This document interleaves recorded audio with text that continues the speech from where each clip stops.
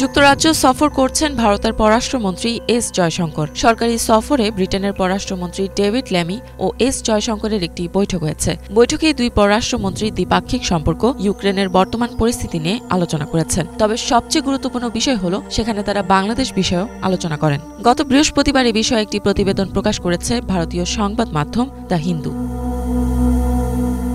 সংবাদ মাধ্যমের প্রতিবেদন অনুযায়ী যুক্তরাজ্যের সরকারি সফরে পররাষ্ট্রমন্ত্রী এস জয়শঙ্কর ও ব্রিটিশ পররাষ্ট্রমন্ত্রী ডেভিড ল্যামি বর্তমান ভূরাজনৈতিক বিভিন্ন ইস্যু নিয়েও বিস্তারিত আলোচনা করেছেন।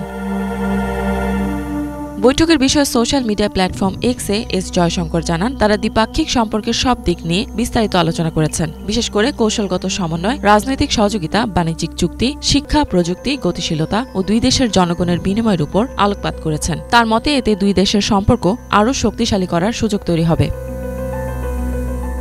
যুক্তরাষ্ট্রের প্রেসিডেন্ট ডোনাল্ড ট্রাম্প ক্ষমতায় আসার পর থেকে ওয়াশিংটন রাশিয়া ইউক্রেন নীতিতে পরিবর্তন এনেছে। এরপর থেকে ইউক্রেন যুদ্ধ এর সম্ভাব্য শান্তি চুক্তি নিয়ে নেতৃত্ব দিচ্ছে যুক্তরাজ্য ও ফ্রান্স।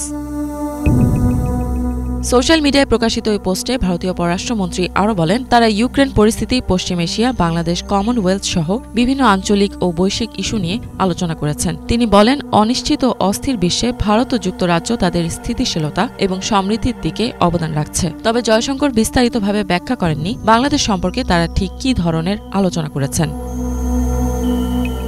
এদিকে বাংলাদেশের পতিত স্বৈরাচারী শাসক শেখ হাসিনা গত বছরের আগস্টের শুরুতে ছাত্র জনতার ব্যাপক প্রতিবাদের মুখে ভারতে পালিয়ে যান। তারপর থেকেই তিনি ভারতে নির্বাসিত আছেন। ওই সময়ের পর থেকে হাসিনাকে কেন্দ্র করে কিছু জল্পনা কল্পনা শুরু হয়েছে। শোনা গিয়েছিল হাসিনা ভারত থেকে যুক্তরাজ্যে আশ্রয় খুঁজছেন, তবে যুক্তরাজ্য তাকে আশ্রয় দিতে অস্বীকৃতি জানায়। সে সময় বর্তমান পরিস্থিতিতে কাউকে আশ্রয় দেওয়ার জন্য কোনো আইনগত ব্যবস্থা নেই বলে জানিয়ে দেয় যুক্তরাজ্য।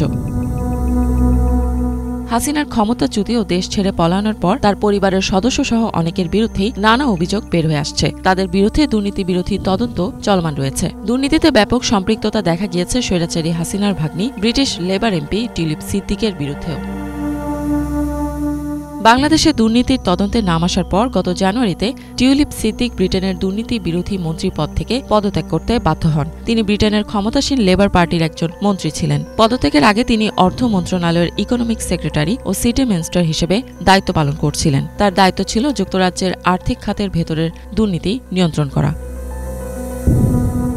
লন্ডনে হাসিনার ঘনিষ্ঠ ব্যক্তির কাছ থেকে উপহার গ্রহণ করার পাশাপাশি টিউলিপ 2019 সালের ক্রিকেট বিশ্বকাপের 2টি টিকিট সাবেক একজন বাংলাদেশি এমপির কাছ থেকে নেন। তাছাড়া তার বিরুদ্ধে আরও কিছু আর্থিক অনিয়মের অভিযোগ রয়েছে। ফলে যুক্তরাজ্যের বিরোধী দল কনজারভেটিভ পার্টি টিউলিপকে চাকরি থেকে সরানোর দাবি তোলে।